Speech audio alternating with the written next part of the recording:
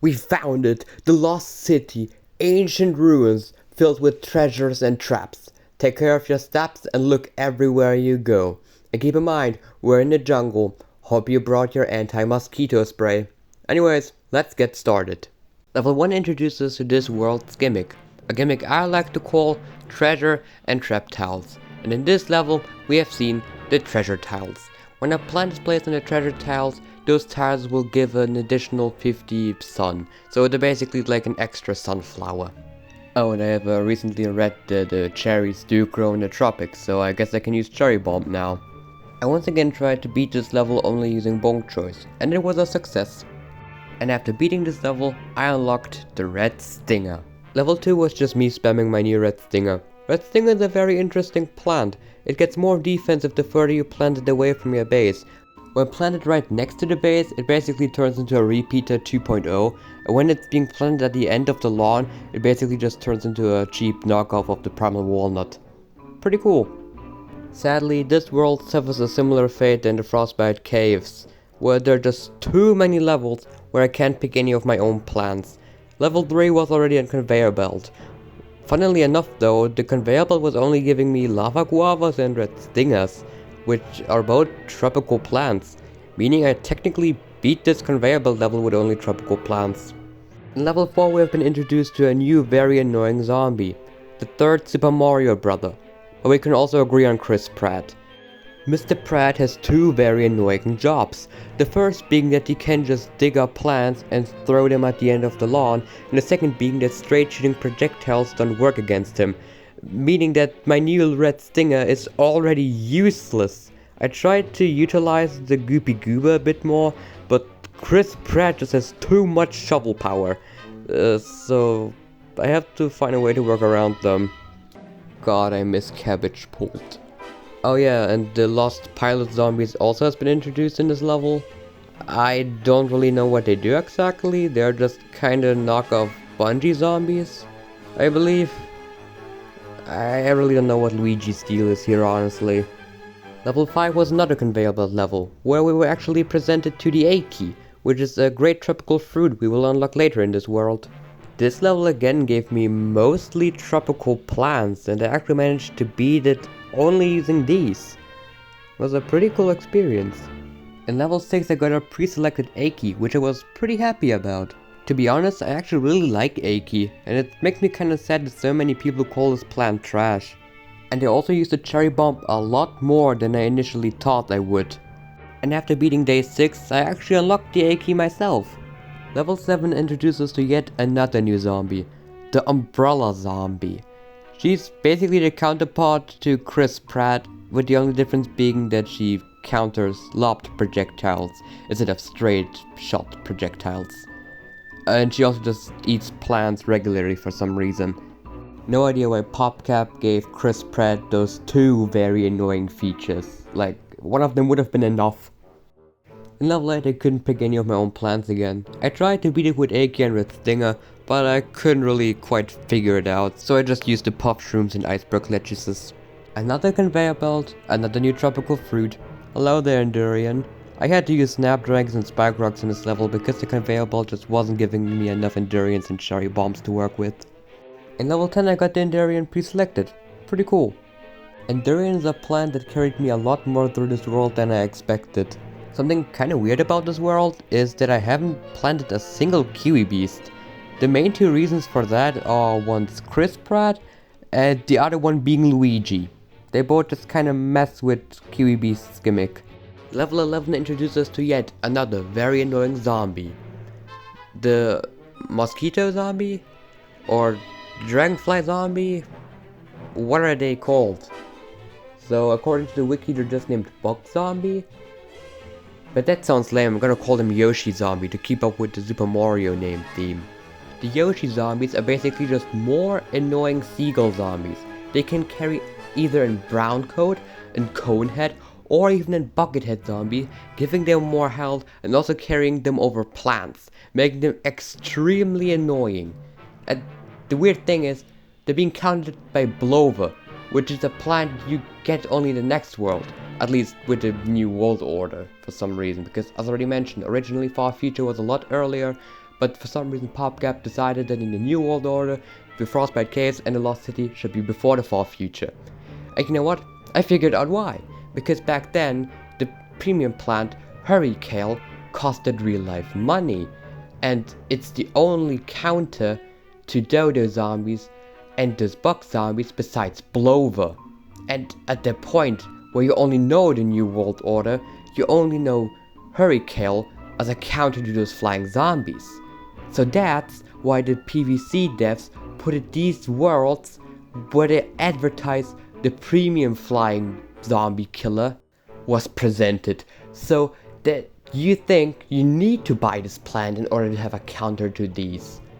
I have no idea what the heck I just said. I said so many weird sentences. I'm sorry, I'm still too stupid to talk long sentences.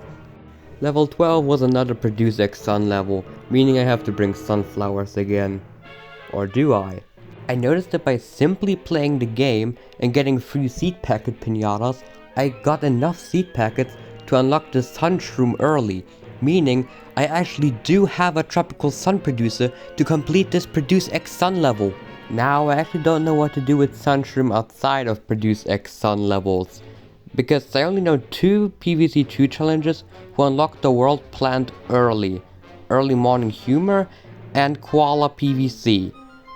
Well, Koala PvC kept its early plant, and Early Morning Humor only used it as a rent-a-plant replacement, and then used it permanently when he actually unlocked it. I'm not sure what I'm supposed to do with Sun Shroom. I just used it for the rest of the world. If you want me to keep it at home for the far future though, just tell me in the comments. I unlock it in the Dark Ages anyways. Another conveyor belt level I have to skip.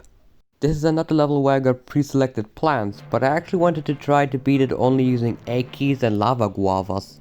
And it actually worked. Another bonus level beaten with only tropical plants. Level 15 I had to protect these endangered Akis.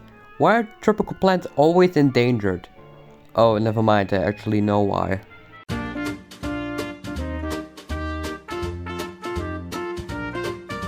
Level 17 we've been introduced to the Importer Imp. It's basically just an imp carrying around a clown car. I think it's pretty self-explanatory. And I also have rented the banana launcher for this level. I'm pretty glad my rent a plant button works again. In case you don't know, it didn't work for the entirety of the Frostbite Caves. Once another conveyor belt level I was able to beat with only tropical plants. I really like this world. New tropical plant pre-selected. New tropical plant unlocked. Pretty easy level. Tropical plant fun fact. Did you know that there are some mushrooms which glow in the dark? Little Sunshroom appears to be one of them. In level 21 I again couldn't pick any of my own plants, but I still managed to beat it with only using the tropical plants that were pre-selected. I really like this world, did I say that already? Level 22 we actually have been finally introduced to the trap tiles. Sadly I can't pick my own plants in this level. So yeah, anyways, I'm having a great time. In level 23 we've been introduced to yet another new zombie. This guy. He's basically just a swashbuckler zombie with the hell of a cone head, I believe. So yeah. In level 24 I had to protect this flower bed and also rented some wasabi whips. Because I failed my first view attempts. The data got corrupted, so I don't have anything to show. Which is kinda fortunate on my part, because it was really embarrassing. So for some reason I actually don't have any footage of level 25. I don't know if I accidentally deleted it or if the data got corrupted or something. But it was a pretty easy level anyways. It was one of those weird most plants are pre-picked level. I just picked a Sunshroom and an Endurian. There were pre-picked coconut cans and melon poles. So yeah, it was pretty easy. I hope I don't have to re-record it and you folks just trust me on that one. Level 26 wasn't as interesting though. In general, an issue with this world, well, it's not really an issue, but these levels aren't as eventful. It's not a bad thing. I mean, they're also not like super easy. They have just the right amount of challenge in my opinion. But I just don't know what I'm supposed to say in the video because it's just nothing new. So, yeah. Level 27 gave me a pre-selected toadstool and introduced us to yet another new zombie. This guy the second. I don't know the names from any of these zombies in this world. He's basically a combo of the Pharaoh zombie and, I don't know, a sniper? You know, there were some worlds I was actually looking really forward to in this challenge, like the Pirate Seas, and then there were some worlds I just completely forgot even existed, and the Lost City is definitely one of them. But now that I'm replaying this world, I'm actually having a blast, and I don't know how I even forgot the entire existence of this world. Another trap tile level where I can't pick any of my own plants. You know, this was really great, one of the most underrated worlds in the entire franchise, I swear. In level 29 I rented a grape shot and it really carried. It's one of those levels where I rented a plant where I wonder would this level even been possible if I attempted it without this rented plant. In level 30 I rented a little potato mine, which also carried. And this level I actually attempted after the recording without a potato mine, and then I crapped myself. In level 31 I had my plants pre-picked again, but most of these were tropical plants, so I didn't have an issue. And by the way, I want to use this very easy level to raise awareness to a situation I have noticed when I was grocery shopping a few days back. I was just scrolling through the store, and then I saw the absolute horror. Tropical plants mashed into a fluid meant for consumption. This is absolute tragic, and I hope that we can put this to a stop together. And the last stop was the Zomboss battle. No idea why he is an airship. I don't know how that fits with the rest of this world's genre. Well, I guess airships are tropical now, so if I ever want to do this challenge in the Chinese version of PvZ2, I know I can unload these flying ship P plants. I don't know what they're called.